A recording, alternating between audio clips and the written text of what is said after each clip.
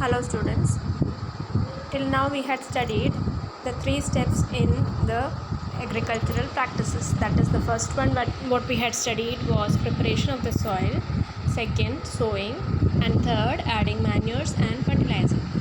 Now we will come to the third step, that is irrigation. Now irrigation means watering the plants, supplying of water to crops at definite intervals or different intervals.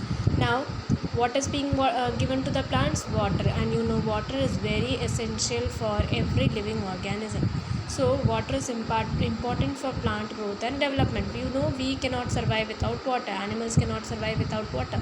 Similarly, plants also cannot survive without water. So for plant growth, water is very important.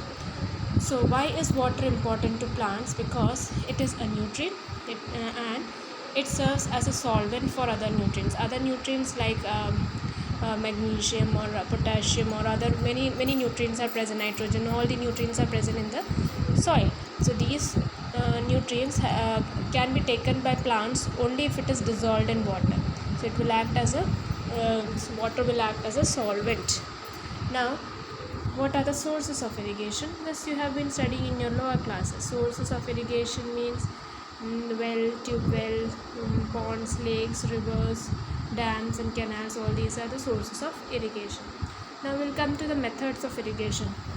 Now irrigation is done in traditional method also we'll see, and the modern method also. Traditional method, we'll just see the names. Traditional method means the method which were used long back in olden times. The methods of irrigation that were used in the olden times, they are the traditional methods of irrigation. So traditional methods were cheaper but less efficient. They were cheaper, they will not cost more but less efficient. They don't give a quicker effect, so they are less efficient. Now some of the traditional ways you can see here mode. You can see here, this is the mode or the pulley system. With the help of a pulley like your well, you have a pulley. The same way the water is taken and given to the farm. Manually it has to be done. You can see the chain pump, like there is a wheel, and in that like a bucket sort of thing is there, and it moves and it will take the water and then it will give to the plants. Then you can see here dhekli like a well only. It will take the water from the well, and then the farmer will water the plants. Then you can see here rahat or lever system. You can see this cow or bull, it will be used to rotate, and when it is rotating the wheel here, it will also rotate. So when it is rotating, it will take the water and from one end, and from the other end it will irrigate the field. So all these are the traditional methods which were used earlier, but they all were very less efficient, and also they used more water. More water means they wasted water. In this manner, lot of water was wasted. So in order to compensate all these losses, modern methods of irrigation is used. Now modern methods of irrigation, there are two methods we are studying here: sprinkler system and drip system. Now sprinkler system you might have seen in fields. You can see the picture here sprinkling, when the water is being sprinkled. So sprinkler system is useful on uneven land and where sufficient water is not available. These two methods, they are the methods which save water. So if you are asked a question, describe two methods of irrigation which saves water, you have to mention about sprinkler system and drip system. So sprinkler system is useful on uneven land and where sufficient water is not available. The perpendicular pipes, you can see here the perpendicular pipes having rotating nozzle. Now you will be having rotating nozzles on top, are joined to the main pipeline at regular intervals. So these pipes would be joined to the main pipeline, and water would be coming through these pipes, and there will be a rotating nozzle on top. So this nozzle will rotate and it will sprinkle throughout the field. So when water is allowed to flow through the main pipe under pressure with the help of a pump, it escapes through the rotating nozzles. So this is how it is done. And sprinkler, it is very useful for sandy soil. Okay. So next comes the drip system. Drip system, just by the word you can understand, drop by drop. So in this system, the water, you might have seen in some gardens and all, there would be pipes, and drop by drop the water would be given to the plants. You can see here, this is the drip system. So in this, the water falls drop by drop just at the position of the roots. So it is called drip system.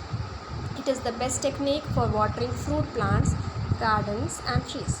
The system provides water to plants drop by drop, and water is not wasted at all. So this is a method in which water is not wasted at all, because drop by drop the water goes and very slowly. So the plant will be getting water at timely, and it is not wasted also. So this is the fourth method of agricultural practice which we have seen. The first one we had seen was preparation of soil, second one sowing, third adding manure and fertilizer, and fourth irrigation. So after irrigation means watering the plant. After irrigation, what is done? While now this irrigation and all, it has to be done continuously. Okay, so when irrigation is done, along with that there are some other methods also, things also needed for the protection of the crop in the field. So the one thing that is needed is protection from weeds. Now what are weeds? Weeds, they are undesirable plants that grow naturally along with the crop, and these are called weeds, and the removal of weeds is called weeding. You might have seen sometimes in field, or even in some plants you might have seen unwanted plant which is growing along with the main plant. So they are weeds which are not needed, and they will cause harm to the main plant. So why is weeding necessary? Weeding is necessary because weeds affect the growth of the crop by competing for water, nutrients, space and light with the crop plant.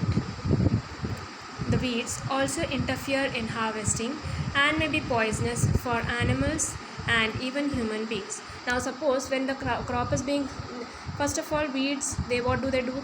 Now plants, they need essential nutrients and all, but if weeds are also growing along with the plants, they will be causing harm to the these weeds will take all the nutrients and the plants will not get the nutrients, so they will cause harm to the crop plant. So that is why weeding has to be done. The weeds have to be removed. Then they will interfere in harvesting. While harvesting, suppose like you might have seen when you get spinach from the market, in that you might see some other plants also in between that, some other leaf also would be there. That is because these are weeds, and while harvesting the farmer will cut everything together, and sometimes that may happen that the weeds also will come along with the main crop plant, and that if we eat that may be a poisonous weed. So if we eat that is harmful for us also, for animals also. Now how are weeds removed? Weeds are removed in the following way: manually, by uprooting or cutting them. Uprooting means plucking it through the root. Uprooting or cutting them close to the ground using a khurpi. And seed drill in the beginning I had shown you. Seed drill is also used to remove weeds. How it is done? Seed drill, in the beginning I told you, while preparation of soil, seed drill, when it is sowing the seed also, sometimes while plowing, what is done, weeds are also removed from the field, so that those weeds should not grow again when the crops are growing. So seed drill is also used to remove weeds using certain chemicals called weedicides, and you learn this name of a weedicide 2,4-D. This is the name of a weedicide. This should be remembered. Now weedicides are chemicals used to control weeds. Example, 2,4-D is a weedicide. Now how is weedicide used? It is diluted with water and sprayed in the fields. Now these weedicides do not damage the crop. You can see here the weedicide is being sprayed in the field. Now weedicides are sprayed during the vegetative growth of weeds, before flowering and seed formation. So when the weeds are, it's a good time for weeds to grow. The farmer may know that, so he should spray weedicide there, so that those weeds do not grow. But spraying of weedicides affect the health of farmers. You can see here, these people, they have covered their nose. Why have they covered their nose? Because they should these chemicals, these weedicides will be harmful for the farmers, or for the person who is spraying the weedicide. So that is why it should be covered. Sometimes it affects the health of farmers also. So using weedicides is needed, but it also causes harm.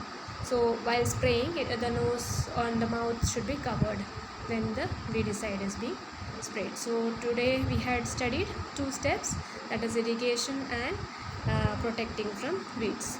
We'll come to the next step, harvesting, tomorrow. Thank you.